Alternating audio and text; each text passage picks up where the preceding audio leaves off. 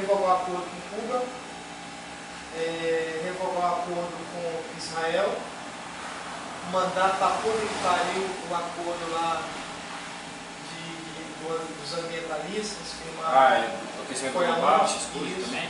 que os Estados Unidos era o país que tinha mais poluíam, né? Mais prejudicavam o meio ambiente. Isso a nível de política externa, né? Ele também ele deve mandar aqueles muçulmanos tudo lá que está ilegais para fora do país, com certeza.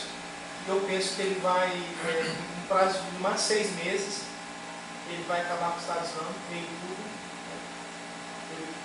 porque é benéfico para os dois. Queres a paz? Prepare-te para a guerra. Então, penso eu, né, não ideia minha, mas do próprio professor lá, do Felipe Martins. A análise política dele é sensacional. É um cientista político mesmo. Isso. E o cara estuda, né? E ele tem que trabalhar, cuidar de filho. Não só o tanto de falando isso, ele se dedica muito, acaba entendendo e vai voltar aquele mundo bipolar. Né? E engraçado que, tanto que o movimento comunismo ele é proteico, né? É uma coisa mutante. Né? Hoje na Rússia está se voltando aquela questão interna, né? Do Império Russo, da grande mãe russa, que o movimento comunista destruiu em 1917. Isso, né? Eles estão voltando aquele mais do czar, etc., do nacionalismo forte, né? Coisa que o Dugin, no debate, já tinha proposto para o professor, meio que na surdina, mas deixava subentendido. Que eles já vinham querendo fazer isso. Mas para você, você vê tanto que o movimento comunista ele é flexível. Então o cara que defende uma ideologia dentro do movimento comunista, e é comunista, fica um idiota hoje, né? Literalmente é um idiota. Então eu penso que ele, em prazo de 6 meses, eles vão literalmente dizimar o Estado Islâmico, vão dar o poder de novo para o Bashar al-Assad, vai se reconstruir ali, vai entrar dinheiro americano, dinheiro russo, na construção da Síria, né? Tipo, guerra gera dinheiro. Tem muita despesa, mas guerra gera dinheiro. Inclusive os Estados Unidos cresceu nesse peculiar a nível nacional. Ele vai fortalecer a economia americana. Inclusive, para se ver a questão dos postos de trabalho, que ele já surgiu. Sim. Antes, né? Ele criou mais trabalho antes de assumir do que o nome. As fábricas que estavam indo para o México, né, ele pediu para que as fábricas ficassem nos Estados Unidos, né, de fiscal. E com isso lá gerou mais emprego lá. Só não lembro em qual estado que ele fez isso. Ele fez uma postagem no Facebook, inclusive, também só lembro no estado. De Chicago? Não é os dois. Onde ele parabeniza esse estado que com essa medida desse estado aí, uma outra dos Volkswagen, que já também quis correr. E ele, ela afinou mesmo, ele postou no Facebook bonito lá, e parabenizando, e mostrando que os números dele já estão tendo desemprego. É engraçado, eu coloquei no Facebook uma notinha lá a respeito disso. Sempre tem uma comparação, né, no âmbito geopolítico em relação ao Ronald Reagan e o Donald Trump. Cada um com as suas excentricidades. O Reagan era artista, né, hollywoodiano. Isso. Foi governador antes, não me recordo o estado agora, mas era uma pessoa que tinha uma robustez intelectual. Era um cara que pensava, que tinha o olhar panorâmico, dialético. E, por exemplo, se você pega a época, ele deu baile no Partido Democrata e no próprio Partido Republicano. Né? Porque na época ele não queria interferir pelo lado da política conservadora, liberal, no orçamento do exército, porque ele sabia que não ia passar. Né? Então ele nem jogou isso, foi lá, passou, né? E nisso que ele ganhou na questão da União Soviética. E o Trump, por exemplo, o Trump entra dentro dessas qualidades que o Reagan tinha. Hoje, por exemplo, se você for pensar pela inflexibilidade dele, mas da Open States também, ele está acima do Partido Republicano, até porque o próprio Partido Republicano boicotou ele. Não sei se vocês lembram nas primárias, o próprio partido estava contra ele. Não, estava contra ele. Durante, depois, e quando eles, até agora o partido está contra ele. Então eu penso que ele está acima do Congresso americano, porque eu acho que ele vai encontrar muita, vamos dizer assim, barreiras dentro do Congresso, apesar de o Congresso estar dominado pelos republicanos e o judiciário também. Mas ele tem esse lado aí que ele sabe jogar o xadrez, né? Ele tem 2, 3, 4 jogadas na mão, né? E ele tem essa capacidade de improvisação e de olhar panorâmico. Então eu penso que ele vai fortalecer os Estados Unidos, né, internamente. Eu acho que o imigrante legal nunca vai ganhar tanto dinheiro como agora, desde que não esteja envolvido em crimes graves, assassinatos, etc.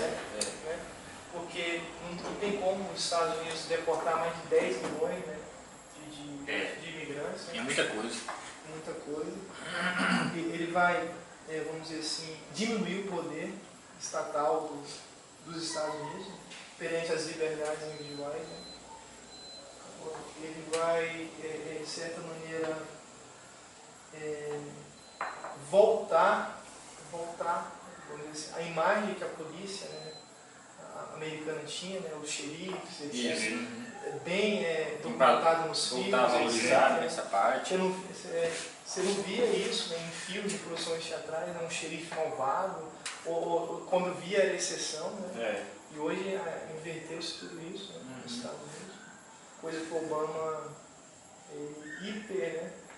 hiperdimensionou a questão das revoltas raciais. Isso tudo daí é culpa dele, que no começo do governo dele ele disse que iria acabar, né, com essas brigas raciais, etc. E agora isso já inverteu totalmente. É uma coisa que eu estou aprendendo. Ainda mais com esse Black Lives Matter aí. Às vezes a gente lê, escuta as pessoas falando assim, pô, não pode, cara. O cara não pode ser tão filho da puta desse jeito. O que o cara está acusando que você não fez é aquilo que ele vai fazer no futuro. Né, cara? Isso. Né? Os que dizem é desse jeito. Aí você fala, o cara não pode ser desse jeito. Mas é o que está acontecendo. A gente vê isso nitidamente nessa eleição do Trump.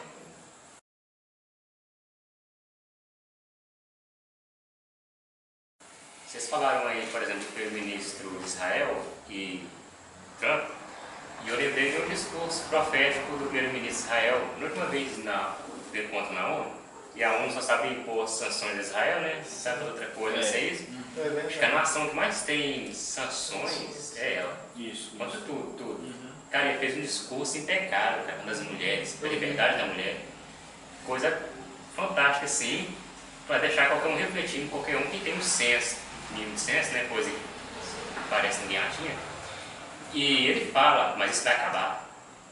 Já profetizando o Trump aqui. Isso vai acabar. E ele dá ali a corda ali, indicando que era o presidente americano, o próximo que ia entrar, as coisas iam mudar e iam ser diferentes. Assim, não Trump, porque não era Hillary, até pela questão do Obama, né, partido e tudo mais.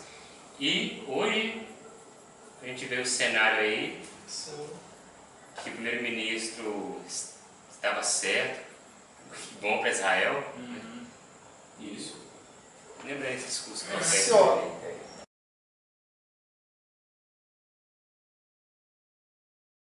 Nível geopolítico.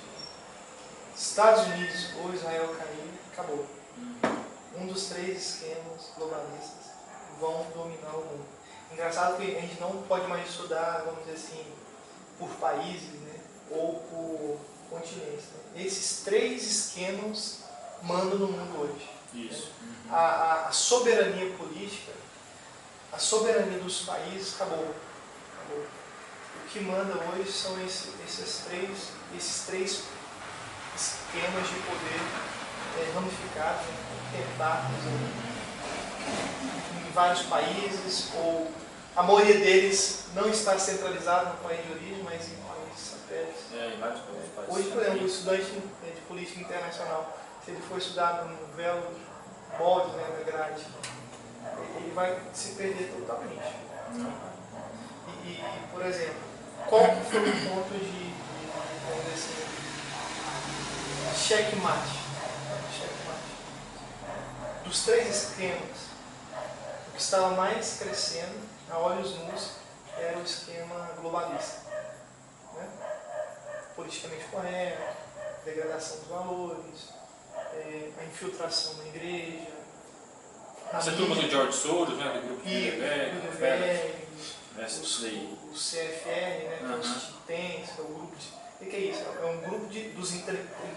Os caras pegam os melhores intelectuais, montam um grupo de estudo, né, e eles vão fazendo prognósticos. Inclusive, os membros, os últimos presidentes dos Estados Unidos todos eram do Bilderberg, do CFR de Nova York. Isso. Aí, o globalismo estava, né, angariando todo o mundo, mas só que essa política do globalismo, né, derrocada das nossas 3 colunas, abriu brecha para quê? Para o Islã. Para o projeto do califado. Para o Islã, por exemplo. Porque o globalismo tem um projeto de sociedade, uma nova ordem mundial. Isso. Mas ele peca no aspecto da fundamentação religiosa de perpetuação disso. Meu filho, você é religioso de um jeito ou de outro. Até o ateu é religioso de si mesmo, do seu ateísmo. Ele defende o ateísmo como um dogma. Isso. Quer dizer, uma verdade. Agora, eles pecaram nesse aspecto. Né?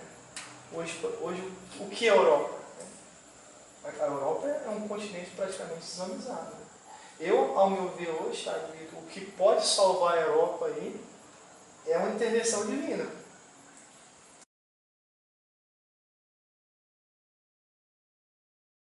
Ou um nascimento de um santo como Deus fez. Um dos poucos países da Europa lá que está contra a islamização é a Polônia. A Polônia, por causa de quem? De um santo. Né?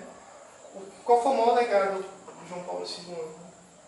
Foi o que ele fez na Polônia, cara. Isso. Né? O que ele fez na Polônia. Que hoje ele faz muita falta aqui. Faz muita falta, né? Inclusive ele tem um discurso emblemático dele, acho que foi ali em Corá, em El Salvador, gritando lá.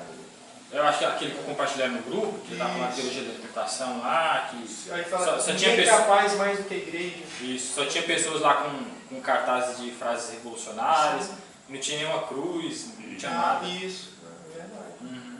Você vê o tão profundamente que a igreja está contaminada. Né? Não que o Papa Francisco seja ruim ao extremo, mas é porque as medidas que ele anda tomando ultimamente também não está fortalecendo a igreja ser ao máximo. Por exemplo, você as vê falas que dele. isso, certinho, no aspecto doutrinal, ele não toca. Ou quando toca, ele deixa de maneira dúbia. Já está errado. Já está errado. Né? Porque ele não está falando ex cátedra, né? na pessoa de Pedro. Né? Pedro falou. Roma locuta, causa infinita. Né? Roma falou, causa parou. Agora baixou a cabeça. Mas quando ele fala na pessoa do Bergoglio, ele deixa sempre duplo sentido. Né? Isso. Por isso que a gente fala que ele é o profeta da confusão. E, por exemplo, já agora entrando no decreto, o que ele nos causa dúvida. Quando na realidade o Papa é um bispo. Né? Isso, o Papa é um bispo bispo. de Roma. O bispo de Roma. Qual que é o papel dele? Nos confirmar na fé. Nos confirmar na fé. Né? Então, se um bispo gera dúvida em termos doutrinários, ele está errado. Né? Ele está errado. Principalmente na questão do cargo que ele ocupa. Isso. Né? Peraí, eu estou em dúvida. Peraí. Chama o colegiado episcopal, chama os cardeais. O papel do cardeal dentro da hierarquia é orientar o Papa. Então o Booker e todos os outros cardeais, eles estão seguindo, vamos dizer assim, ipsis literi, dentro da doutrina, o aconselhamento ao Papa. Mesmo ele está negado. Porque ele na encíclica dele, Amoris Laetitia, ele abre precedente para várias coisas, né? Para divorciados comungários, ele abre precedente, vamos dizer assim, maneira bem sutil para casais homoafetivos. A questão do aborto também, aquela fala dele que ele teve um tempo atrás, não sei se vocês viram lá, uma fala dele controversa, assim, que dava a entender que quer dizer, o aborto é pecado, mas a pessoa, a mulher, somente confessando de uma forma normal assim, já está preocupada, ele já precedente, né? Isso. Quer dizer, ele minimizou a gravidade do pecado. Minimizou um pouco, bastante a gravidade. Porque, por exemplo, o aborto, como você vê, tanto o nosso conversa está concatenado, né? A gente já falou aqui do aborto. Ele é um pecado tão grave, que só o bispo, ou então ele através de decreto, ele delega para os padres da diocese perdoar esse pecado. Né? Somente um padre não adianta, na verdade, então. Só se o bispo delegar para ele. Só se o delegar. Agora que essa nova reforma do Código Canônico, mas o catecismo mesmo é o catecismo de Pio X. Mudou muito, gente, mudou muito. Assim, quando o pessoal fala que é uma nova igreja, praticamente é mesmo. Igual, por exemplo, essa questão, é só o bispo que pode perdoar um pecado de aborto. Porque é a mesma excomunhão para o pessoal que está ligado ao comunismo. Lata sentença, né? Não precisa de um tribunal eclesiástico. A comunhão, a excomunhão, ela é feita pelo próprio ato em si. É automático. Isso. É automático. Então o bispo delega algum padre para estar perdoando esse pecado. Mas veja que esse pecado ele nunca aparta, né, da pessoa. A igreja perdoa os pecados, né, mas as consequências do pecado para a vida da pessoa e para a vida após morte, né, é uma coisa assim, vamos dizer assim, que vai se estender, né? Porque você assassinou, você matou o ser humano no seu estado mais puro, né? Seu estado mais puro, mais inocente. Igual nós comentamos, se não fosse o pecado original, você estava matando um santo. Não você está matando São Francisco de Assis, Santo Antônio de Pádua. E é grave, é muito grave. E ainda tem aquela entrevista lá do Leonardo Boff, não sei se vocês leram lá. E na verdade, Leonardo Boff tem uns anos já, tem 3 anos ou 2, que ele sempre, vez ou outra, solta uma. Sim. Em relação ao Papa, é verdade? Em relação ao Papa, que encontrou com o Papa, que ele veio fazer um documento. Lá fala claramente. Naquela encíclica, em relação ao aquecimento global, eu esqueci o nome da encíclica. Ele foi claramente, né, que o Leonardo Boff assessorou ele na... Você fala a primeira? A primeira, qual o nome dela? É uma coisa Gaudium, não é essa? A espécie, não, perdão. Que eu sei que é como uma alegria do Evangelho. Não, é sobre essa questão do aquecimento global, do mundo, da natureza. Enfim, mas o dedo do Bob está lá, o dedo da política de libertação está lá. E, por exemplo, você pega hoje a ordem jesuíta, está praticamente toda dominada pelo comunismo. Pelos teólogos da libertação. Pelos teólogos da libertação, pelos teólogos progressistas. É outra coisa que nós temos que olhar assim, bastante profundo essa questão da igreja. Né? Isso. Porque todo mundo sabe que o Papa Francisco é um Papa de transição. Né? Ele não tem a pujança de um líder, igual o Netanyahu. Né? Mas todo mundo fala da humildade dele. Por que ele não chamou os cardeais? Seja tão humilde. Isso. Ele sempre tenta parecer humilde. Mas quando a humildade se arvora na frente dele, para ele externar sua humildade, ele chama-se o orgulho do cargo. Né? Isso.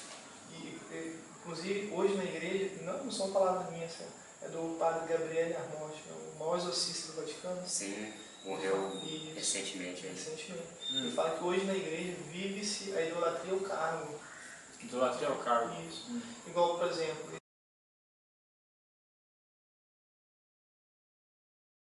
o decreto do Messias, né? Eu como fiel leigo, dentro da estrutura da igreja, somos iguais. Estamos em cargos diferentes. Isso. Né?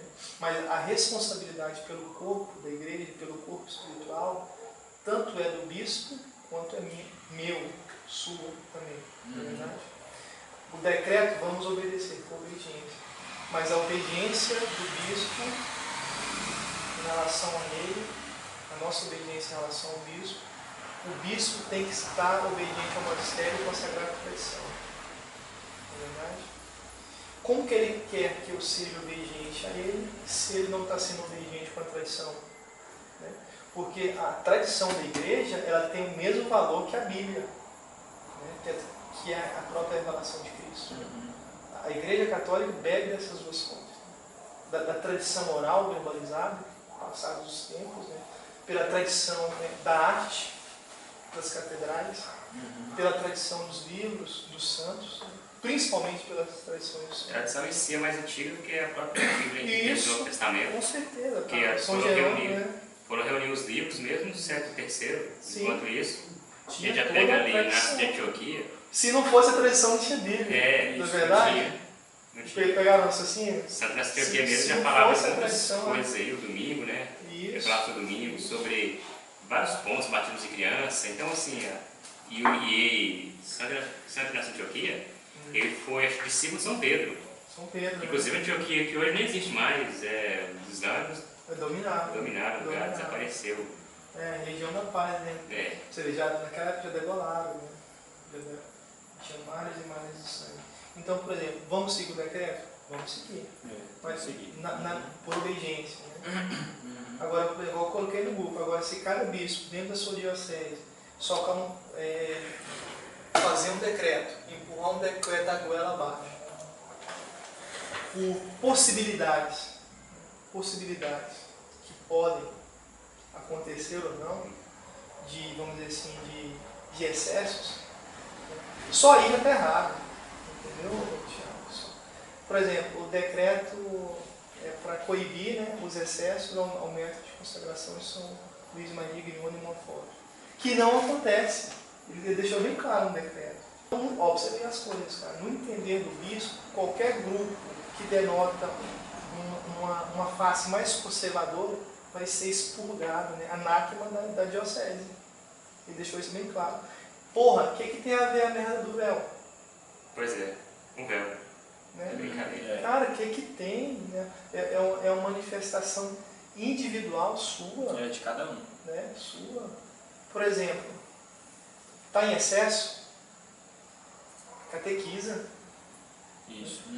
Os excessos vêm por falta de catequese, falta de formação doutrinal. Né? Agora, por exemplo, impugnar em limine uma devoção, uma das maiores devoções da Bíblia Santíssima que nós temos na igreja, né? Que é esse método São Luís Maria Grignoni e Montfort, é inaceitável, né? Nós vamos cumprir, mas nada impede de eu fazer dentro da minha esfera pessoal.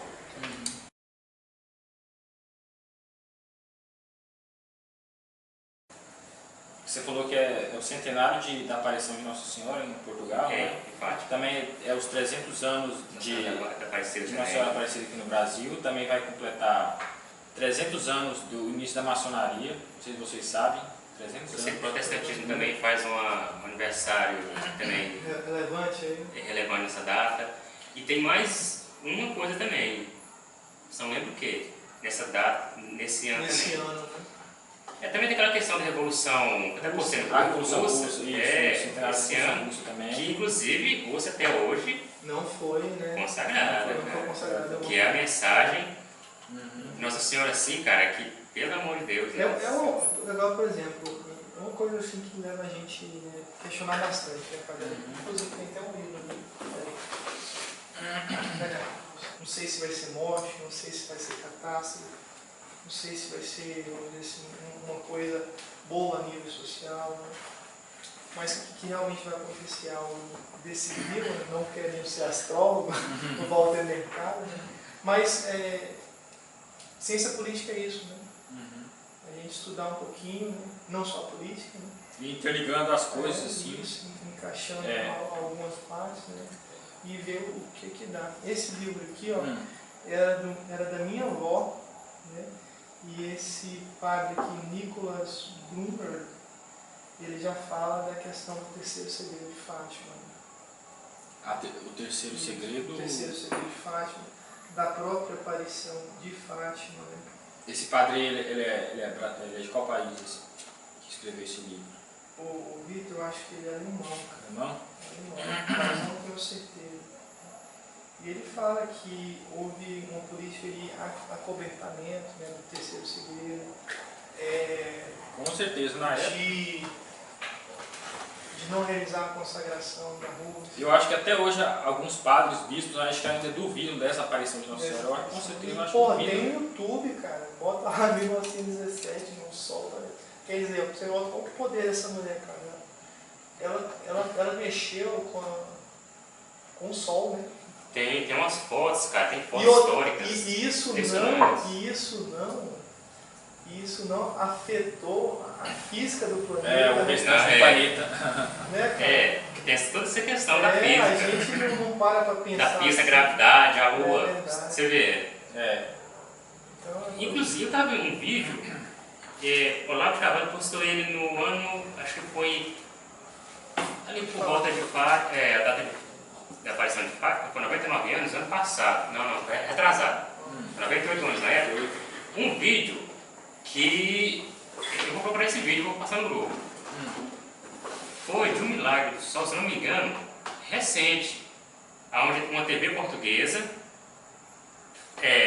entrevista alguns senhores e fica a senhora falando lá, acho que em português, falando, eu vou pegar esse vídeo e vou fazer no grupo. Vou lá postar esse vídeo, acho que não deve ser difícil encontrar ele não, se não tiver baixado. É uma auréola do céu, do sol, quer dizer? Não, é um vídeo assim de uma reportagem. Não, de uma reportagem, aí uma mulher está lá, a repórter entrevistando a senhora e o senhor, falando como que foi. E a senhora falando, cara, que o sol girava vertiginosamente, falando, aí o senhor também fala que via girando e olhava assim e parava e realmente era o sol e em cores e tal, e ele fala que era uma coisa fantástica. Se eu não me engano, são 3 pessoas, a senhora, que a primeira vez que entrevista ela, essa primeira senhora, tá ele mais 2, ou ele mais 1, não sei, e elas falam que viram e tem coisa do senhor. Eu vou procurar esse vídeo, se eu não me engano, é de um relatório recente, de como se fosse há 2 anos atrás aconteceu isso. E dá pausa aí no chat, pega um ponto pra lá.